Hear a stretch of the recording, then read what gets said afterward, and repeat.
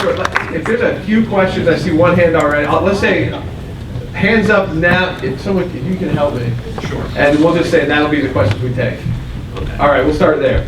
I saw in the news that the Florida Keys were closed, the water in the Florida Keys is closed. I have a business in the U.S. Virgin Islands, and they have closed all of the ocean.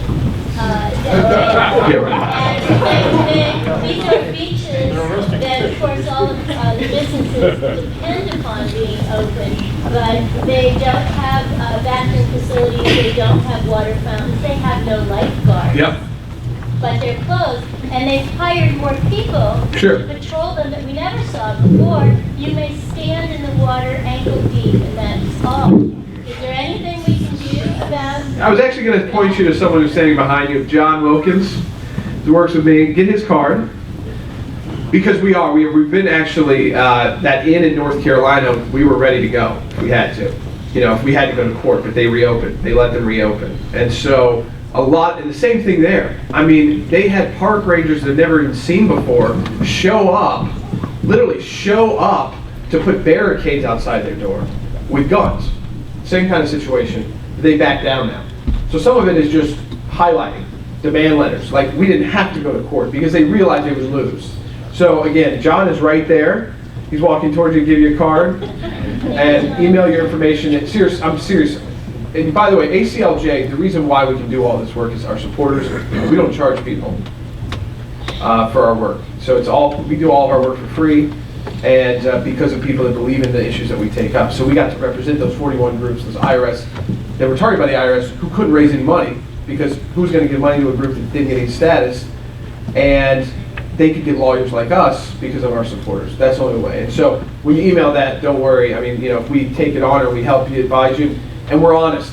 We'll be honest. And, if it's bad, good news, bad news, likely, unlikely, we tell them, we're not going to take your time up just to file. But I think this is a very interesting situation. So contact us. Very good. I know that ACLJ does a lot of work with religious free speech, and I know you mentioned about you're worried about what's going to be coming to court. What's your attitude towards Congress using Article 3 power to restrict the court's jurisdiction on religious free speech and other controversial cultural issues? Yeah, I mean, there's... Can you repeat the question? Yeah, I will repeat the question. It's the ability of Congress to restrict the Supreme Court's ability to, decide the idea of what the First Amendment means, the free exercise or the Establishment Clause. RFRA is a perfect example. The Religious Freedom Restoration Act gets passed by Congress, and it applies to state and federal government. And the Supreme Court decided, and it was actually Justice Scalia, that it could apply to the federal government because the federal government can impose its own restrictions. So they did allow that. So that's kind of one of those steps, but they can't apply to states because it had no commerce. There was no commerce issue involved, no interstate commerce. Didn't involve that. So RFRA was an attempt to do that, and the Supreme Court, even some of ours, thought that was taking too much power from the states. So there is a balance on that issue, right? I mean, there are right and wrong ways to go about expressing religious freedom. The new thing that we're seeing is not necessarily congressional action, because even the Obama administration has been decent on at least filing on the right side of these cases. They defended the national motto in court. They're the ones that have to do that when they get sued. How zealously, but they did it. And those cases get thrown out because the court is pretty clear on that kind of stuff. But we're facing a new type of group. This is, by the way, I mean, if anybody here is not religious, this is not about all atheists I'm talking about, or agnostics. There's the activist atheist groups, though, now, who are very smart. And about 18,000 members of the Basement Freedom from Religion Foundation, filing those lawsuits, a lot of them in the Northeast, actually. And against small towns, cities, trying to scare them, like demand letters. Except we send our demand letters to the federal government. They back down. They send it to a town and say, we'll send you to court, which costs the town thousands. That is the next threat. And if those groups who right now occasionally get past summary judgment, they don't get immediately thrown out. But if the Supreme Court changes a little bit, I mean, I'm talking one or two, They already got, remember, they got the under God case to the Supreme Court. They threw it out 5-4 on standing. They just wouldn't decide it. So, I mean, again, one vote.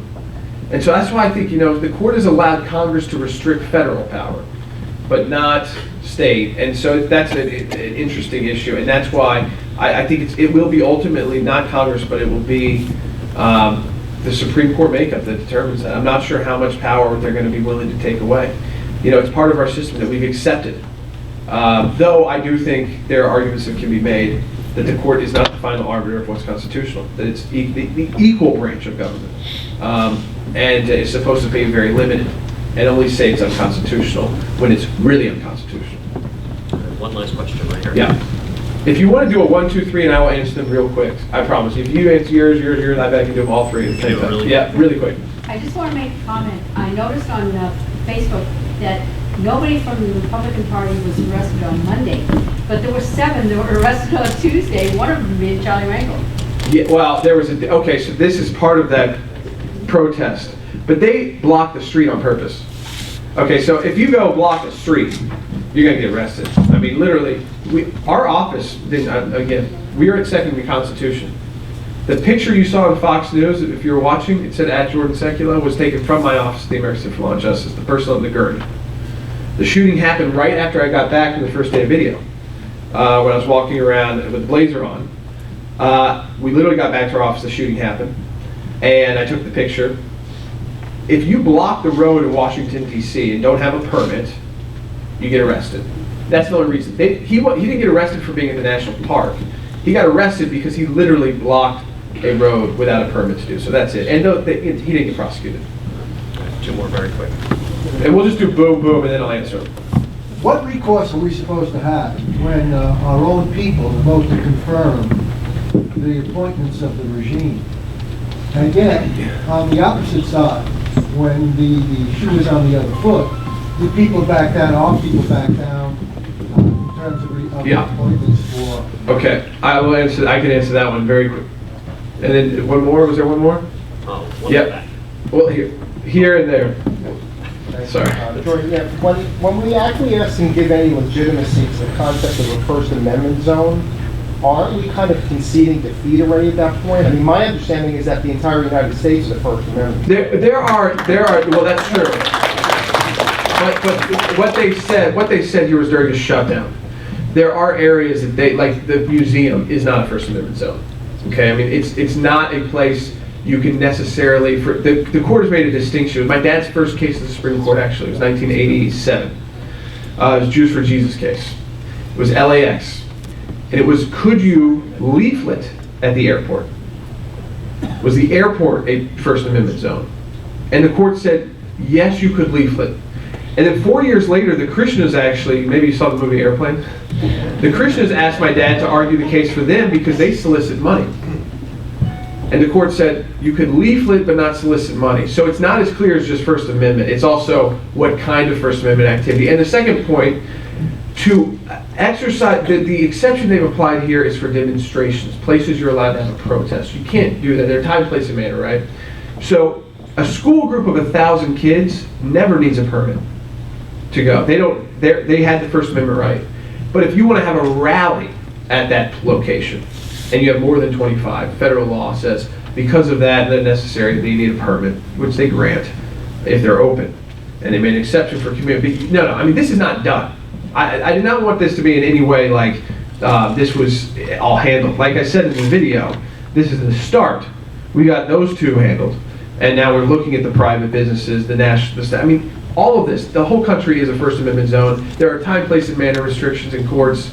And let me answer your question very quickly. You know how we do it? We need a lot more people like Ted Cruz. Yes. I mean that's all. And Steve King. Because there's members of Congress like Steve King, who have been in Congress a long time, from states like New Hampshire, deal with a lot of possible presidential candidates, and they've got the backbone. So it's not just being there. It's not like it's all new people. I don't want to say that because there are good members of Congress who have the backbone, who have been fighting. But they're the ones who get isolated. We need more Ted Cruz's. We need more members of Congress, Mike Lee's, Rand Paul's shaking things up. It doesn't mean they'll even always agree or will always agree with everything they do. But they're willing to fight.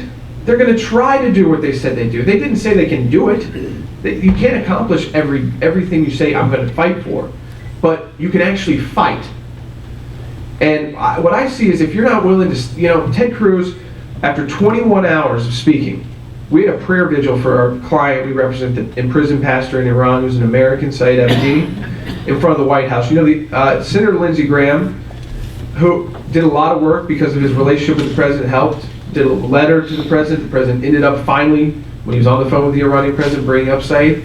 But there was one U.S. senator who showed up to our little, which we didn't even organize. It was the pastor's American wife, Nagme, through Facebook. We sent emails out about middle of the day, tough to get people in front of the White House. We have about 100 people there. Got confirmation like 30 seconds before the Ted Cruz was coming. This is a guy who literally the day before spoke for 21 hours. And he's the U.S. senator who came and not only spoke and prayed, but then kneeled in prayer. And then by the time I was back from that vigil, was back on the floor of the Congress. That's what we need.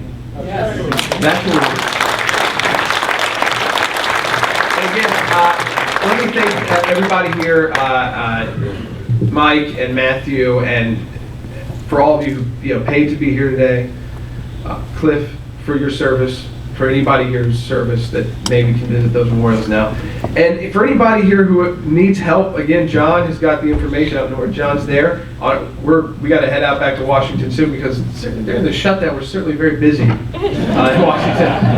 And so if you need to contact us, you think you have an issue or may have an issue, we can always give you at least the initial advice on whether we can help or not, and we make that decision very quickly.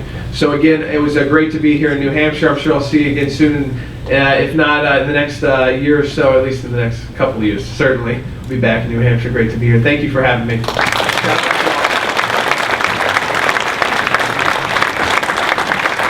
Gordon Secular.